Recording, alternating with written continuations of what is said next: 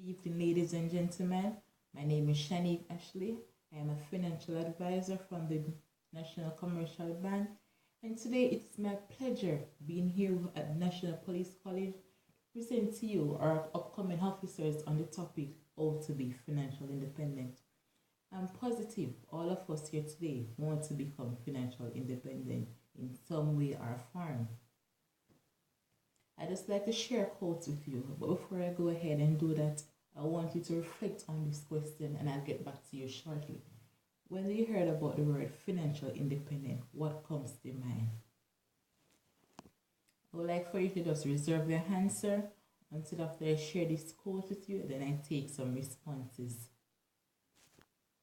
Jim Rohn stated, and I quote, "To become financial independent, you must turn part of your income into capital, turn capital into enterprise, turn enterprise into profit, turn profit into investment, and turn investment into financial independence." Now, back to the question I asked earlier on. When you hear about the word financial independence, what comes to mind?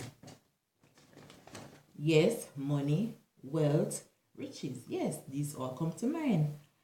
Can I see a show of hand, all the persons in here today that would like to become financial independent?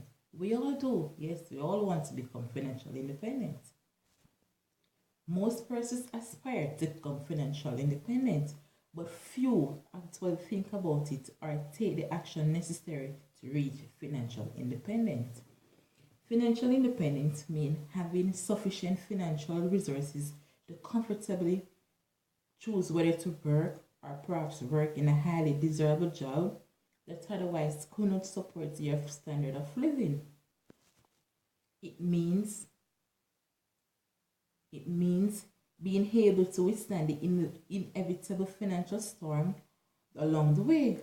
But what key steps does it take to achieve financial independence? In order to achieve financial independence, there are steps and guidelines to be followed. I will just highlight some of the steps and some of the guidelines that we have to follow in order to achieve that level of financial independence that we all desire. First and foremost, we have to set specific goals. These goals define what financial independence will look like for each of us. Goals, particularly specified goals written out on our timetables, can motivate us to initiate and stick with the other keys to financial independence. Then, one more thing that we have to do, we have to constantly spend less than what we earn. Yes, we have to spend less than what we earn. And how do we go about doing this? We can set our budget, put away little things. After you set a budget and whatever you have left over, then you invest it or you save it. Yes, your mother probably taught you this when you was receiving an allowance as a child growing up. But many of us forget this basic principle. Unless you spend less than you earn, it is impossible to become financially independent. Except that maybe luck befalls some of us and we win the lottery. Consistent saving is even more important than the investment that you may even earn with that savings. Aim for at least saving at least 10% of your pre-com tax. If this is not possible, then put away as small amount as possible. Each month you save something. You always hear that it's not what you earn, but it is what you save. And one key thing we need to do, we need to invest. When we invest, we build financial independence. We all need to earn a reasonable return on our investment, on our saving. A saving account alone is not enough. Invest in stocks, bonds, other assets that involve a reasonable level of risk. Yes, there's a risk of some loss of principal, but understand that investing is for long term. They normally last up to at least 5 years.